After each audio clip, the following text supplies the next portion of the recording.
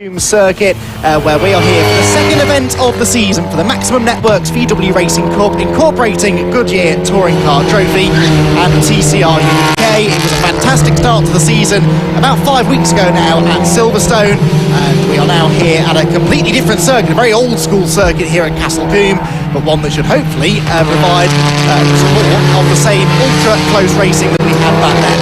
Andy McEwen up here in the commentary box, qualifying just getting underway now here at the circuit. Delighted once again to be joined by Paul O'Neill. Paul, Silverstone last time out was a brilliant start to the season. I thought it set us up really nicely for the year ahead, hasn't it?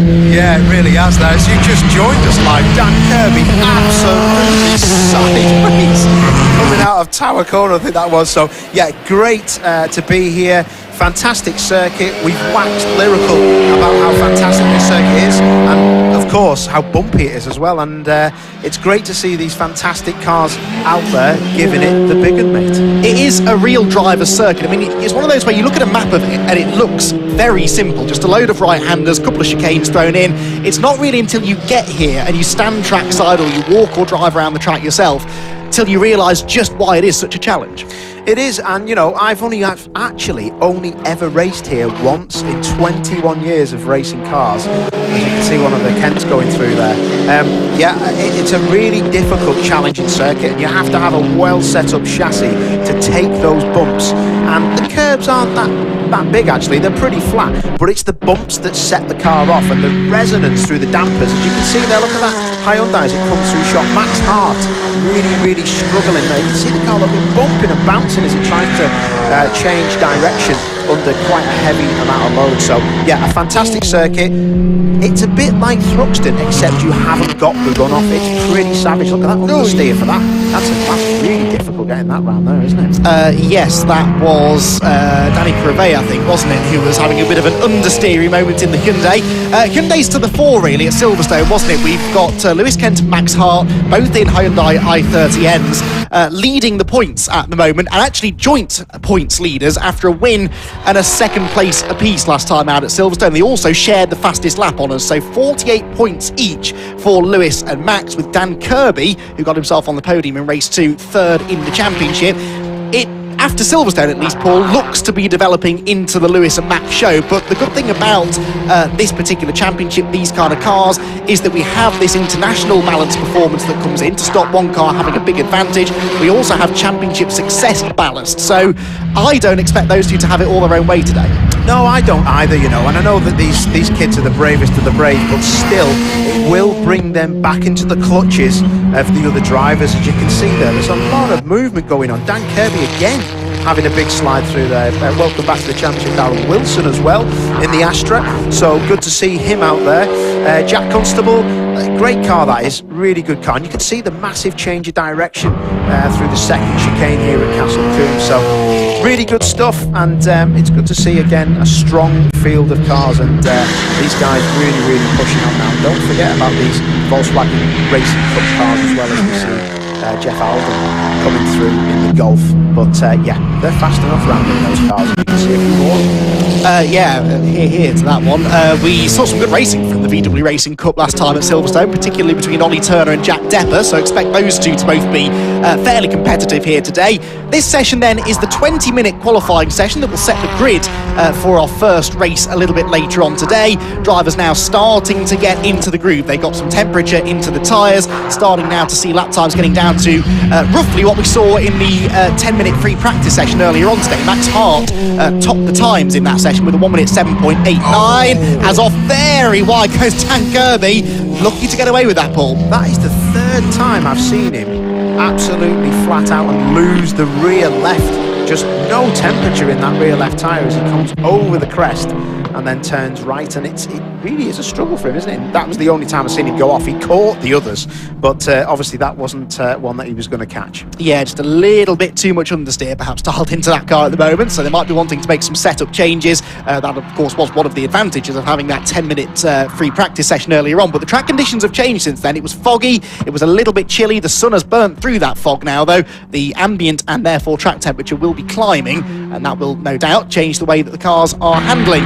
I started to say that Max Hart did a 1 minute 7.9 in that practice session earlier on. Well, already Jack Constable has gone quicker than that in this qualifying session, 1 minute 7.5, so he currently tops the times. Max Hart now, though, joint points leader, goes top, and that is Ollie Turner, who has gone off the road up at Quarry, I think that is, isn't it? Ollie Turner, who had some miserable look at Silverstone. He wasn't able to start the first race because the car cut out on him on the grid, and his qualifying session, Paul, not getting off to the best of starts this week. No, he must have had a wild old moment there, because that is some speed that you're taking in. As you can see, Constable, who was at the top of the times at the minute, just getting past a couple of our guys, Jeff Alden there. So you can see the difference in the cars. Just lateral grip, really, and a bit more power, isn't it, really? The Volkswagen Racing Cup cars are fantastic cars to get into the championship with, to be fair. I've driven quite a few of them. Fast cars with a H gearbox. Are really, really difficult cars to drive, but great when you really get into them.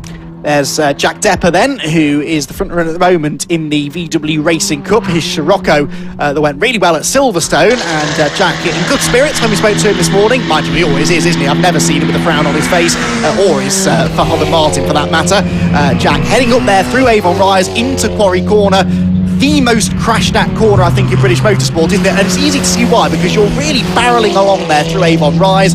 You're braking on a curve to the left before a right-handed corner, and it's bumpy, and it's a bit blind. Oh, and there's zero runoff area as well. Do you know, it is a proper stat that I think it's the most crashed at corner in Europe. Wow. And that's a stat from a motorsport insurance company, I'm sure. Unless someone's lying to me, I've heard that before. So, yeah, probably not what the drivers want to hear, but it's a good job we're not in direct radio contact with them. But I tell you what, Constable's doing the job. He's half a second up the road from Hart, who I massively respect, like you do. So, yeah, interesting stuff. And we got a car into the pits, haven't we? That's maybe for a bit of a tyre change. That was Jack. I think it was, yeah. Yeah, Jack Constable in then, so he has done a lap time of 1 minute 7.5. Did that quite early and then wasn't really able to improve much beyond that, which perhaps tells me that tyre wear is becoming a factor. I'd imagine the left front tyre here, you referred to Thruxton earlier on and how there are similarities between Castle Combe and Thruxton. Thruxton notoriously hard in a front-wheel drive touring car to manage that left front tyre. Same problem here today? Yeah, but not as much. I would say the circuit is less abrasive than Thruxton. Oh. The corners are high speed, but it's not a massive problem as that. I think that's Kite, isn't it? It's gone. Oh, red flag. Okay. Yes. The reason he's slowing is because the marshal's waving the red flags. The reason they're waving the red flags, though, I'm afraid I can't tell you. There is clearly a car off in a difficult position, so we'll try and fill you in on who that is and what exactly has happened as soon as we find out. So the rest of the field pour their way down into the Castle Combe pit lane. At the moment, the time is still ticking down in the qualifying session. We got just shy of halfway through the 20-minute session. There you can see the red flag being held rather than waved. The white flag is being waved because there's a slow vehicle, presumably a course car, out on circuit. And we will find out momentarily what the problem appears to be. Before the red flag came out, though, Jack Constable, who's headed for the pit lane anyway, had set that benchmark time. Max Hart and Lewis Kent, joint championship leaders, inseparable at Silverstone, inseparable again here at Castle Combe. And we were saying earlier on this morning, weren't we, off air, Paul, that one of the good things about this championship battle that's developing between Max and Lewis, they're both in the same car, run out of different teams, but they're both in a Hyundai. So obviously with TCR cars, the BOP changes from one event to the next, but they will always have the same BOP. So they're going to be pretty much together, I think, for the whole season. Yeah, I think so. And it's a very valid point that you make because of how the balance of performance works, the BOP, especially having the same car, they're never going to be too far apart from each other with that handicap, like you rightly say. So, you know, with the championship ballast and everything else, it's going to be pretty close. But I think already we've seen that has hindered a couple of those guys there, because Constable is a quick old peddler, to be fair to him.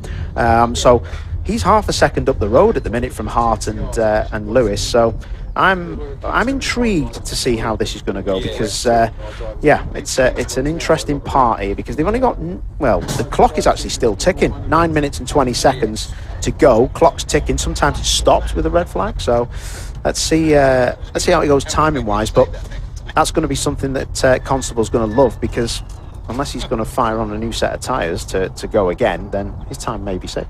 Yes, we've had a few delays earlier in the day here at Castle Combe. Some of the support categories have had a couple of red flags, so it may be that to save time, they're just going to keep the time ticking away, which makes sense as far as the way the day is going to go together goes, but as far as the drivers that haven't yet set a time, not brilliant news. The driver that isn't yet back into the pit lane, by the way, is Chris Wallace in the VW Golf, running in the VW Cup. Third quickest at the moment in the VWs was Chris, but sadly he has either gone off or stopped somewhere out on the circuit, and judging by the fact we've got circuit maintenance vehicles heading out on track, I'd imagine that potentially means that he's gone off into a barrier somewhere. Spectators back here at Castle Combe. It's a bank holiday Monday here in the UK. For once, Paul, we've got some bank holiday Monday weather as well for the spectators to enjoy. It makes such a difference having them back here. At racetracks, you've got plenty of space to socially distance. The Castle Combe in particular, loads of great vantage points around the circuit. And it's amazing the difference that makes to the atmosphere. As soon as you walk in the morning, you can just tell, yeah, we're getting back to normal now. Yeah, the sense of it on the way in, actually, it was interesting for me. I was, well, you were here at 7 in the morning. So once we come through the gates and seeing the spectators here, and, you know, they're actually really cool because they were respecting social distancing rules. You know, they come and spoke to you but stayed far away. We've got the COVID-19 regulations in force at Castle Combe today, so in the places where we need to wear face masks, that's what we're doing. But it's great to have a chat with a couple of people actually that I've not seen, and people messaging me on Instagram and Twitter saying, I'll see you later on, Paul. And I was thinking, what's that? Oh yes, fans can come back. it's actually quite nice, isn't it? Like you say, and everybody wants normality back. But the one thing that never changes is that race cars look so fast around Castle Combe, mate. I am so looking at the comms box before, and we were talking about it when Max Hart come round that last corner, Camp Corner. Honestly, mate, how far would you say we are away from here? About 300 metres? Something like and that, I was still scared. Yeah. He looked like he could join us in the comms box in fifth gear.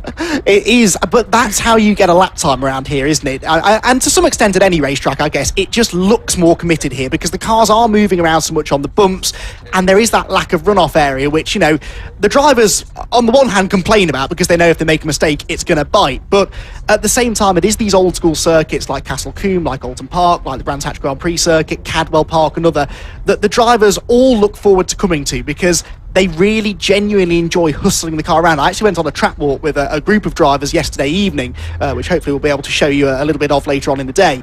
And they were saying that the corners where they can use the curb and they're up on two wheels and they're sideways, you can just see the smile on their faces as they relay the stories that they've already experienced from testing. It is a proper driver's circuit. Yeah, and it's like you've said a few times to me, when something is old school and, you know, it's not particularly narrow, this track, but it's the runoff.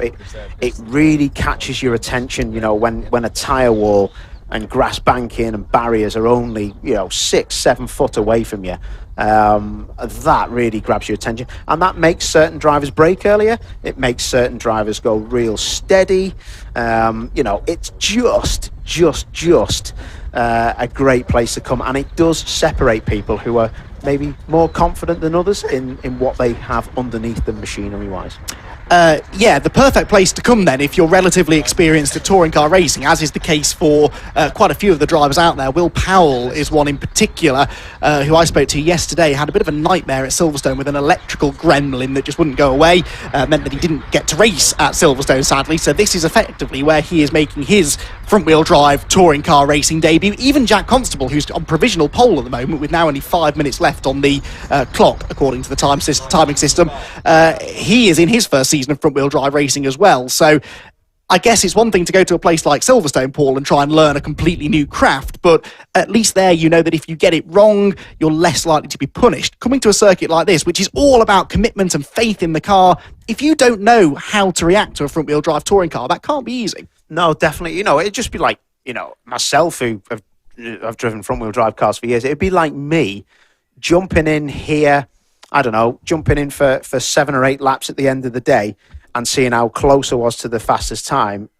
and then compare it to me doing exactly the same at Silverstone. I'll guarantee you I'll be so much closer at Silverstone because I know that I can push that envelope a bit further than usual, because when you have a slide in a front-wheel drive car, you know, you have to regulate the throttle to try and straighten that car out. So it's a difficult ball game, and if you've only got the grass to run over and a tyre wall to hit, compared to somewhere like Silverstone where it's not that not too bad and you're not going to damage the car that much, then that is your brain playing with you. So you really have to be careful how you push the envelope, and hopefully we can get this session back underway, because it does look like maybe, unless the car has stopped, that someone may have touched something out there. So yeah, we'll see, won't we? But it's great. It really is so cool to see fast front wheel drive cars around here. It's great. Yeah, we came here with TCR in the very first year, back in 2018, and it was such a hit. We had some good racing as well.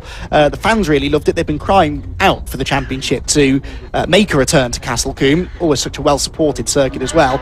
And we are now back, but running out of time in this qualifying session. Just 3.25 minutes left on the clock. We're awaiting news on whether that's going to be extended at all. If it's not, then Jack Constable's going to get his first ever TCR pole position, with Max Hart and Lewis Kent behind him. Bradley Kent fourth. We haven't spoken about Bradley yet, younger brother of Lewis. Brad was bang on the pace. He was actually one of the revelations of Silverstone, wasn't he, as far as his raw pace was concerned. But his whole weekend crumbled at turn 2 in race 1, because he got a puncture on the green flag lap, went off, and we didn't really see him trouble the front runners all day. Will that change today, do you think? Yeah, it was really sad, wasn't it, for him? Because we were so revved up at how well he'd done. But I think that will change. I mean, depending on what goes on with quali, with the time now really running down, we're on to 2 minutes 30 seconds. So it's going to be an interesting call to see what the Clark does, because I don't know if they're going to get back out again. We don't know what damage has been done, if there is any, but it must be damage to the circuit. But going back to your original question, yeah, the younger Kent, I really do think he's going to be a thorn in the front driver's side this week, or today, as this single day event is taking place. So he's only a tenth and a bit off his brother, and 8/10 off Constable. But I tell you what, Constable's banged in an absolute beautiful lap there, because it takes so long to get the rear tyres up to temp. So however long is left, it's not going to be a lot if they do go green again.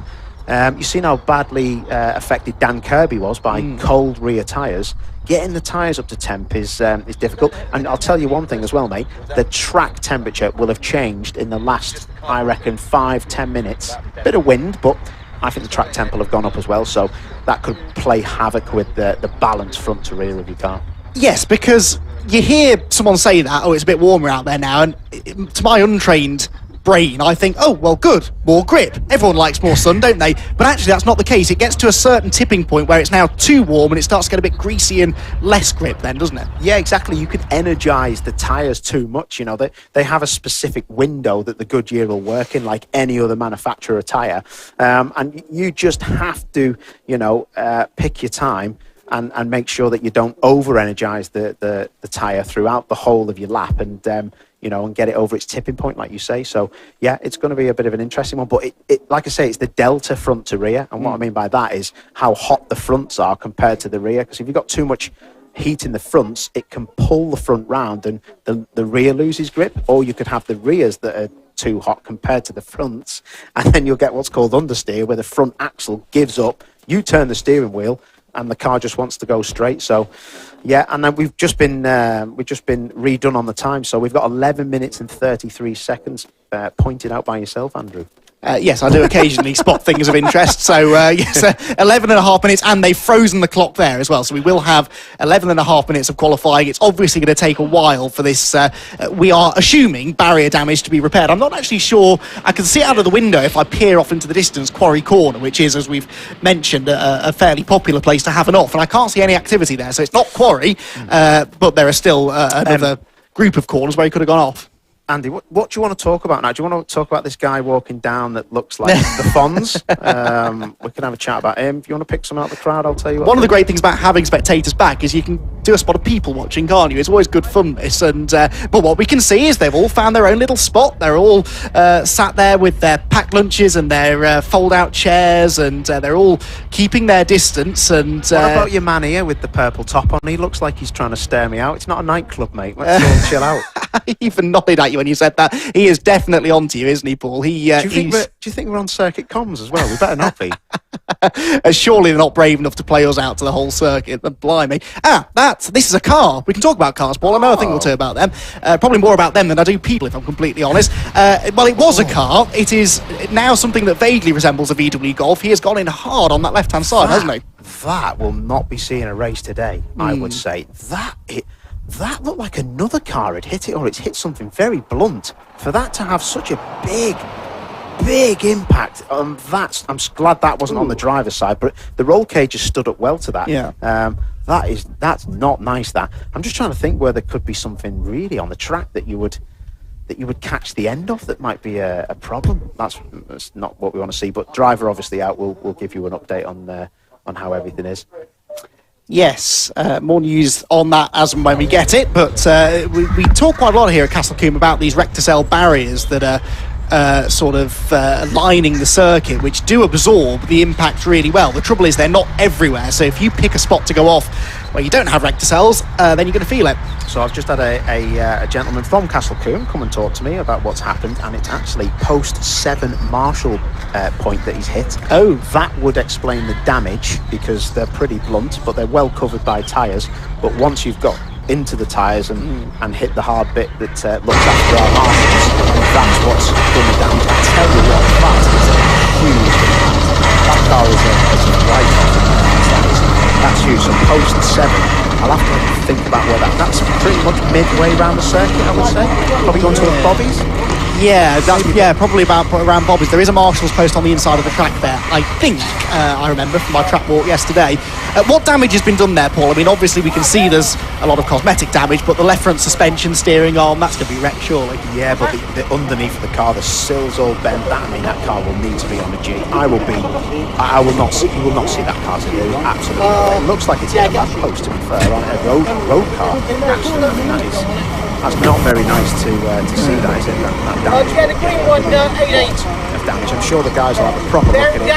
But when you start stripping stuff back like that, One of the things in the back anyway. all the damage and that's never going to be straight.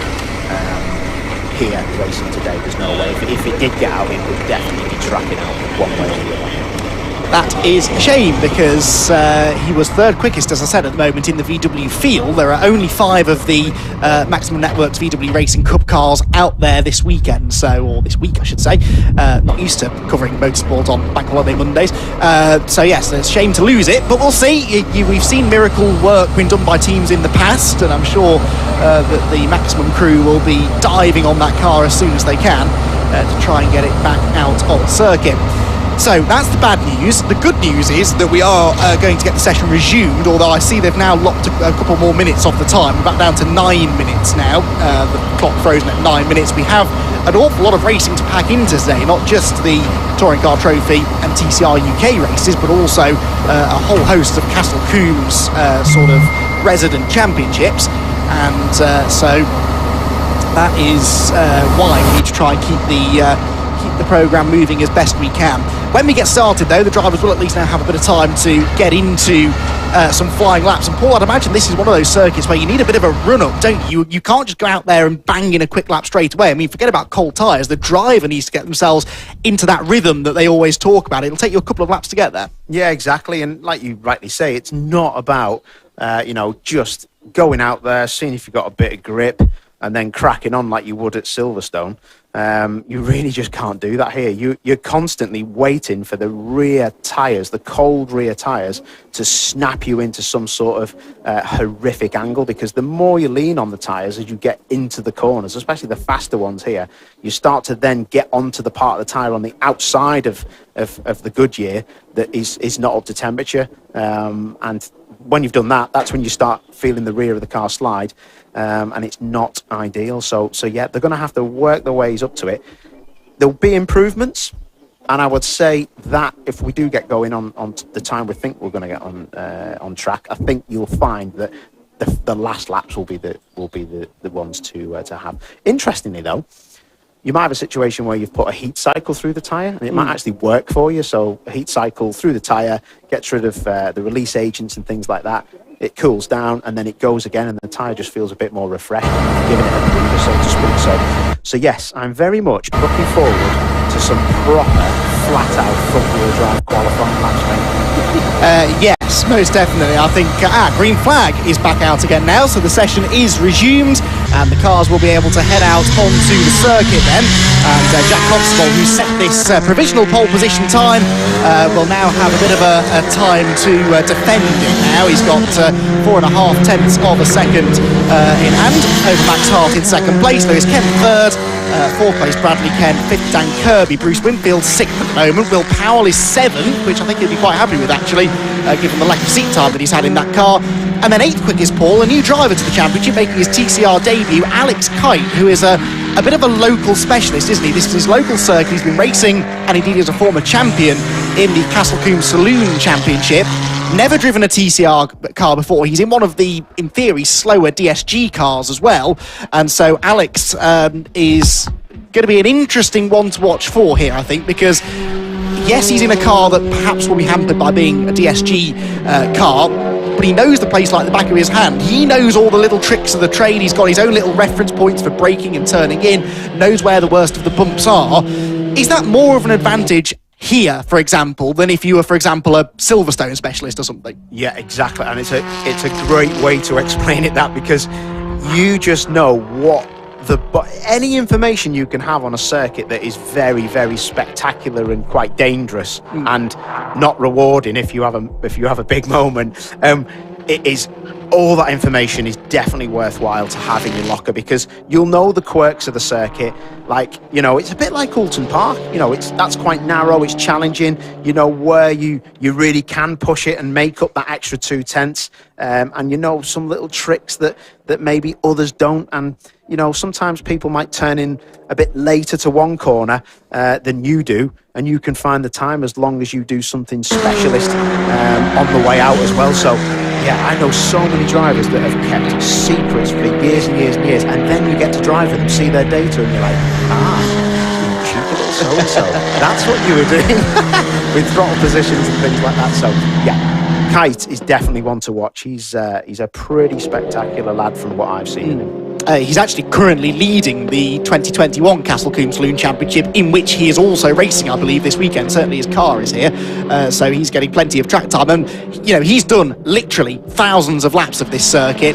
Admittedly not in a TCR car, but still, he's done thousands of laps of the track, and yet almost every other driver I've spoken to this weekend have said they've either never been here, they've been here once, but it was years ago in a completely different car, or they've done maybe the odd test day or something, so that has to surely be a little bit of an advantage. Right, lap times will shortly start to come in. We're getting down into the 1:08s again now. They should be able to build the tyre temperatures up reasonably quickly, because as Paul said, the track temperature keeps on climbing, and so we should, with 6 minutes still left on the clock, see some more improvements. Here comes Max Hart then towards us, heading down towards Tower Corner, one of the better overtaking opportunities on the track. A big stop here, probably one of the biggest braking points into the right-hander. Use as much of the curb as you can on the inside. There's no real curb on the outside to use. Then you fling it into Bobby's. A big compression just there in the middle of the chicane. Max was telling me yesterday he really enjoys that part of the circuit, probably his favourite corner, because you can really use that camber to carry the speed through, and then you head down into Camp Corner. And let's hope we see him through here. Well, we're going to see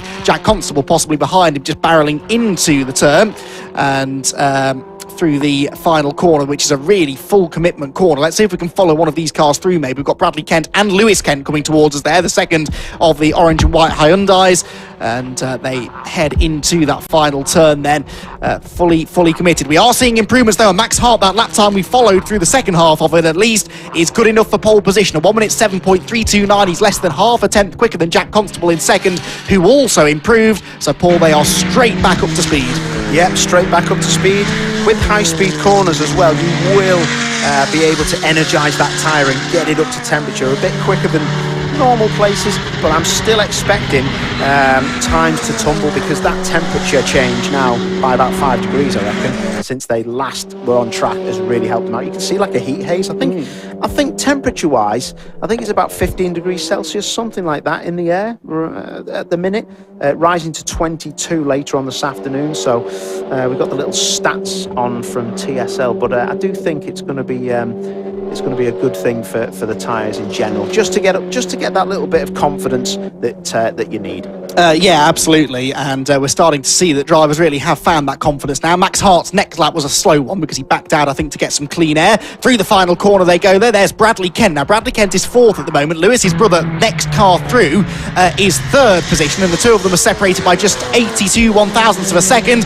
That changes, though, now, because Lewis Kent improves to third. Dan Kirby splits them now in fourth position. Dan Kirby in the Cupra moves on to the second row of the grid ahead of Bradley Kent, and Bruce Winfield into sixth place. That means that people like Darren Lewis, for example, in that NGTC Mercedes A-Class, he's dropped down into ninth place. Will Powell is down in 10th position. We're seeing quite a lot of chopping and changing as Max Hart and Jack Constable, two fastest drivers in the session here, getting in each other's way a little bit there. It looked like maybe Max Hart had to bail out of that lap.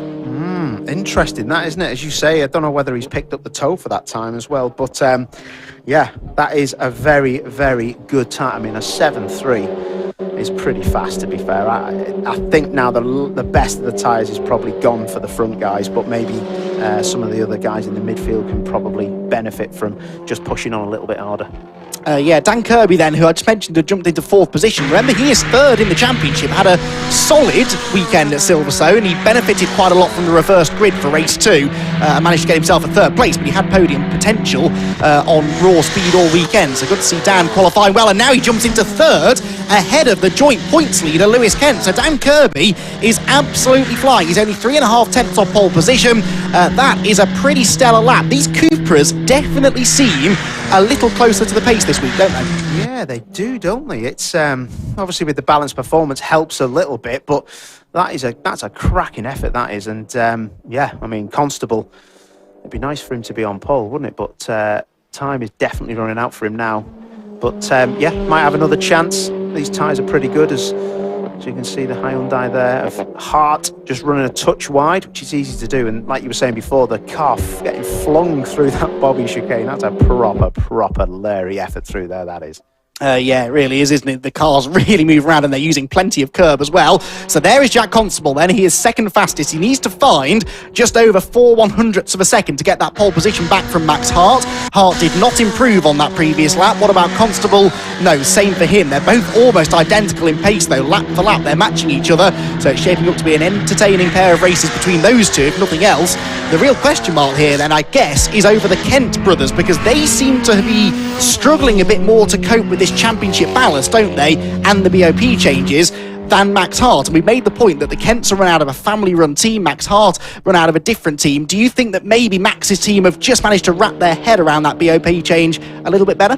Yeah, you know, you can make changes to the setup to make sure that the car runs maybe a little bit better with the weight, because remember, it affects the traction when the car's driving forward, and it also affects the car when you're hard on the brakes. So there's a lot you can do with the damping. You can do things with springs, just so it lessens the effect of that BOP challenge that you've been given with that extra weight. Darrell Wilson back in the championship. This car was out with a different driver at Silverstone. Darrell back, though, to the scene of probably his most famous incident when we first raced here with TCR UK, when he ended up off in the cornfield and managed to find a little pile of bricks that was hidden in the cornfield. The cornfield, which is completely clear of any debris. He managed to find the one solid thing to hit in there and did quite a bit of damage to the front of his car. I think that was in the warm-up session, actually, here about 4 years ago. Darrell Wilson in the only Opel, actually, as it is, an Opel Astra in the field, and Darrell is sixth quickest. Do you know what? That team, they run on such a small budget compared to the other teams. They run on tyres that often have seen their best long before they even rock up at the circuit. And yet, whenever he's here, he is competitive. He's a good little driver, is Darrell. Yeah, fair play to Darrell, and it's great to see him back out there. I know it was a difficult one for him at Silverstone to sit it out, but yeah, very interesting.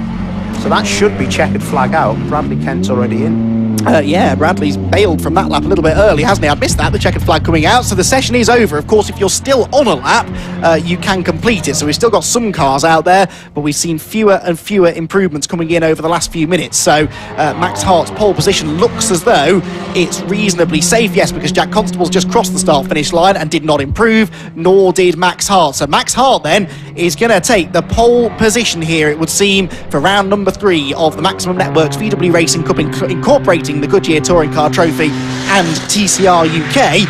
and he's going to have Jack Constable in his first season of front-wheel drive racing, joining him on the front row of the grid. Dan Kirby is third, Lewis Kent is fourth, so he's got a few positions between himself and the pole sitter. But Max Hart and the number 11 car of Jack Constable will make up provisionally that front row of the grid. Danny Crevet coming through there. Is he going to improve? No, stays down in 12th position. And Alex Kite, who there you can see coming into the pit lane, is the only other driver that hadn't yet finished a lap. So it looks as though we are done now with our, what has been a dramatic qualifying session. A shame to lose Chris Wallace early doors there in the VW Golf, but everybody else appearing to have a pretty clean session. There goes Jack Constable, just going into the chicane at Bobby's by the looks of it.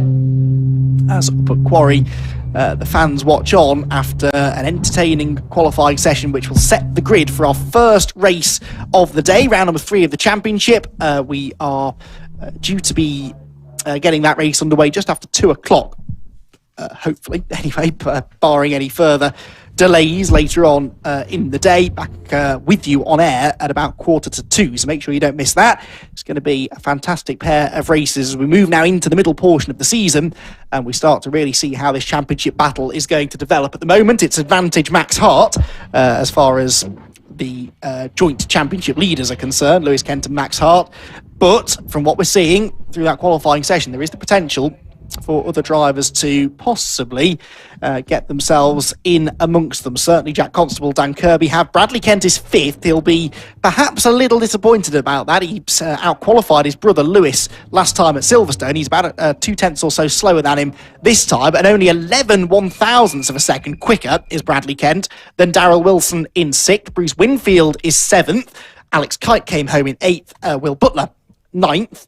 And Darren Lewis then in the first of the NGTC cars. We've got 3 NGTC cars with us this weekend. We've got the 2 Mercedes A-classes of Darren Lewis and Toby Byrne, who were with us at Silverstone. Also, Dan Wiley finally brings the BMW 1 Series, the XBTCC BMW 1 Series into the field. Dan's had a bit of a troubled weekend, I think, though he is slowest in the session, actually slower than the VW Cup car, so I'd imagine there's some sort of a gremlin there with the BMW, but Dan Wiley, great to have that car back in the championship. And of course, one of the great things about having the NGTC cars racing with us is that we have rear-wheel drive cars, which of course the TCR formula forbids rear-wheel drive from being used.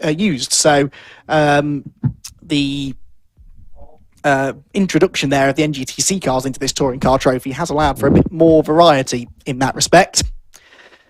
So that is qualifying done. Momentarily, we'll be able to hear from the front-running drivers after that qualifying session, and Paul O'Neill has wandered on down to the Parc Fermé area, which is a bit of a walk from the commentary box, but that does give me a chance to let you know about what's coming up a little bit later on in the day. As we said, we've got all of the TCT and TCR and VW Cup action for you today. So race number 1, due to start at about 2:05, will be on air at about 1:45 with all of the live build-up ahead of that race, and then race number 2 will be kicking off at about 5:15 local time, on air just before 5 o'clock to give you the build-up for that one. So plenty of racing to watch out for. We've also had a chance to chat to a lot of the drivers over the course of the weekend as well, bring you some of the stories that have come out of testing and now qualifying and through the races as well. So if you can't be here at Castle Combe, then you won't miss a thing when it comes to the Touring Car Trophy and TCR UK.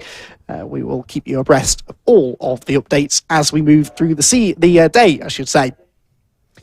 It's going to be a really interesting first race then, isn't it, of the day, a third round of the championship, with Hyundai and Cupra sharing that front row. In the VW Cup, by the way, Jack Depper was quickest, Ollie Turner was second, and there were actually 6.5 tenths between them. So Jack Depper had a little bit of an advantage there. Jack Depper and Ollie Turner, the Scirocco, ahead of the Golf, with Russell Joyce third. Chris Wallace was 4th, but doubtful that we'll see him out maybe in the first race, at least later on. And Jeff Alden, 5th of the VW Cup cars.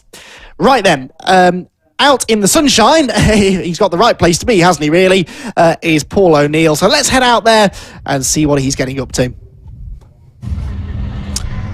Thanks, Andy. Yeah, pretty cool qualifying session, to be fair, wasn't it? It was bit part, wasn't it? A bit difficult for the drivers. There's nothing worse than having a red flag situation in a qualifying session, full stop, especially round somewhere like Castle Combe, where there's so much commitment needed to get around the circuit, get those tyres up to temperature. And now I'm outside, I actually wish that I'd not put this jacket on, because it is actually quite hot. But yeah, we'll be speaking to the two pole guys in a minute. Max Hart did a fantastic job. I've just seen him come in. Here he is. He's going to come over to us. So we'll have a little chat with him. But a fantastic effort with the weight he was carrying, to be fair. So if we can have a little word, Max. Hello, boy. There he is. He knows the score. He's putting his corporate gear on. We'll socially distance ourselves, mate. But what a fantastic effort, especially with the changes that will have been made, how the car feels with the weight that was maybe in the car. Yeah, honestly, it's just a credit to the mechanics. You know, they've set that car up absolutely mint. And I had the easy job of just going out there and doing what I had to do. And thankfully, I got a lap all together and put it on pole. Did you get a tow at all? I seen you behind Jack Constable for a bit. It looked like that was a bit later on, so you might have just done it by yourself. No, I never got a tow, not from my quickest lap anyway. There was a few times where a couple of sectors I was up and then I would have lost it towards the end of the lap. But I think that was due to the tow, so no, not my quickest lap anyway. What do you think about the circuit in a whole? It's very bumpy around here. Have you had to soften the car off on the dampers at all, or did you make any changes while the red flag was out? Yeah, certainly we were struggling with the rear a lot, so we tightened that up a little bit just to make it more solid. But the circuit itself is absolutely brilliant. You know, I love it so much, and I've had success here before, and it's continuing. So hopefully, continues into race one. Well, you've got race one to look forward to. But how difficult is it for the red flag situation as a driver to, you know, maybe at Silverstone it wouldn't be too hard, but these barriers are close, aren't they? Did you have time to think about that, or I know you are the most focused driver I've ever seen. When you know, I always think you're playing on your phone. You're actually not. You're doing all sorts of mindset coaching stuff, it looks like to me anyway. Yeah. Well, I'll just sit in the car and then I'd keep going over the lap and just keep doing it in my head until I get it right. I love to run the track in the evenings as well. Just keep my mind focused on it. You don't think of the barriers, you know. They look miles away from me anyway. Yeah. What do you think it made? What do you think made it for you with the lap you did? Because it was a pretty spectacular lap with the balance of performance weight that's been in the car. Yeah, that's the thing. We've got success ballast and we've got the new BOP. I think I just got all the sectors right and put a lap together, and it was beautiful. It sounds like a good. You're not even sweating either, mate. You look like Carlos Sainz after that F1 race at Monaco. No, trust me, it's warm in there. I've had a few minutes out of the car already, but no, that's the hardest part, especially with that red flag. Continued time in the car and you're absolutely roasting. Right, okay, you're going to win later? Of course. No, I don't know. Hopefully. Hopefully, mate. No, I do love it. What about your championship rival, Lewis? What are you thinking about that today? You're just trying to get a few cars in between him. What are you thinking? What's your thoughts, mate? Well, certainly I need to finish in front of him anyway. So that's the goal. Whether that be first, second, or third. Ideally, first I want to finish. But I think it's just important that we finish ahead of the other Hyundais, because they're going to be my biggest competitor come towards the end of the season. What do you think about the heat? Is it going to be difficult a bit later on in the racing? Maybe is it going to make a change to the car now it feels? Yeah, I think it's going to affect the tyres a lot. So we're going to have to be careful of, you know, your first few laps of how aggressive you're going to go, because you're going to have to save your tyres towards the end, because the heat is just only going to get hotter from here on, and it's really going to affect those tyres. Top man, all right, fella. If you could hang around for a bit, that'd be cool. We might come back to you. We're going to speak. Well done. We're going to go and speak to Jack Depper. Jack, you can, if you stay away, mate, you'll be fine with that. Yeah, you don't want to come too close to me. Listen, my man, you had a good Silverstone. You did all right. What are you thinking about this circuit? In one of those cars, I bet it looks a bit lively, mate. It is pretty lively. I mean, it's one of those, because it's not completely flat, it's bumpy all over. It is pretty scary, especially when you're going 120 mile an hour into the first corner. But no, it's fun. I'm enjoying myself. So yeah, that's all you can ask for, really, isn't it? And that's what it's about, isn't it? Actually, I'm going to ask you, mate. Just talk us through a lap of what makes it here. To be fast, because it's not just a simple place like Thruxton where it's flat out, take your brain out. There's a bit more to it, isn't it? It's quite technical. I mean, I like to think so, but Thursday was my first time around the track, so I don't know. So, foot flat. Well, we'll start from the last corner, because that's where you get your speed for the main straight. Slight little bit of braking, not too much, into last one. Foot down right before the apex, so you're getting maximum speed down the straight. And then as you come up, over the kink, you're braking on the kind of uphill bit, and then over the next kink, I'm just coasting that, and then onto the brakes, down to third gear, chuck it in to try and get as much rotation as possible. Then again, foot flat, trying before the apex, and then first chicane, stamp on the brakes, chuck it in, and neck other way as well, over to the right. Again, I'm trying to keep my foot in before the apex, and then down. I'm trying to think now. Trying to think of the corner names. You got the big right-hander. Again, it's not heavy braking for me. It's kind of like a half brake in fourth gear. Take that, and then last chicane, again, stamp on the brakes, down to third, chuck it in, chuck it out, get the back end a little bit lively, and then up towards the last corner again, light braking, and then off you go. I do think it's a pretty scary place, though. Did you turn up? I can't believe you've never been here. Did you not turn up and go, why did I say I'd pitch up at this one? Well, I didn't really know what to expect. I watched my first onboard on Wednesday night, and just chilling, really. I mean, I'm just weekend warrior, really, aren't I? Mate, honestly, it's it feels to me like a really dangerous thruxton, but so rewarding, though, isn't it? Oh, And absolutely. do you think the tow makes a difference? Did you get any chance of getting in behind anyone? Can't say I got the chance to get behind anyone. It probably does, because like I said, 120 mile an hour down that straight, if you can get a tow, then you're probably going to edge a couple more miles per hour going into the first corner. If you can shoot it up after you've had the tow, then the place is probably yours. But we'll have to see in the race if I'm behind anyone. And have you had a look at the grid yet? Do you know where people are? What you're thinking? I think my arch nemesis is starting P2, so it should be a good battle with me and Ollie again, and we'll go from there. Yeah. Can I ask you about that battle at Silverstone? Fun. That was quite a battle. It was quite interesting to watch on the television, but it looked close. It was, yeah. I mean, it was a bit of tit for tat. He nudges me, I nudged him, but rubbing his racing at the end of the day. Obviously, I came away with a penalty, but hey ho, sometimes it happens sometimes. But like I said, I had fun. I'm just here to have fun. Well, you look like you're having fun before, fella. So good luck for the race. Is it a win? Of course. Well confident, mate. Have a good one. Thank you very much. Cheers. Top man. Well, there you have it then. The two pole sitters as we look into Parc Ferme. There's a lot going on in there, isn't it? So the cars will have to stop for quite a while and make sure they're all past the technical checks as well.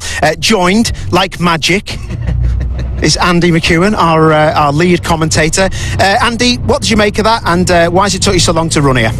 Well, because it's a nice sunny day and I don't really like rushing when it's a bit warm, it's... no, I've been just chatting to Max Hart, our pole sitter. He is so pumped after that qualifying session. Reckons there's a bit more time in the car as well, so that's ominous for his opposition, isn't it? But, some interesting stories to come out of that session, I think. Yeah, was there anybody that caught your eye? I thought Dan Kirby did another good job. I shouldn't really expect anything less, actually, from Dan Kirby. I thought it was a real good effort.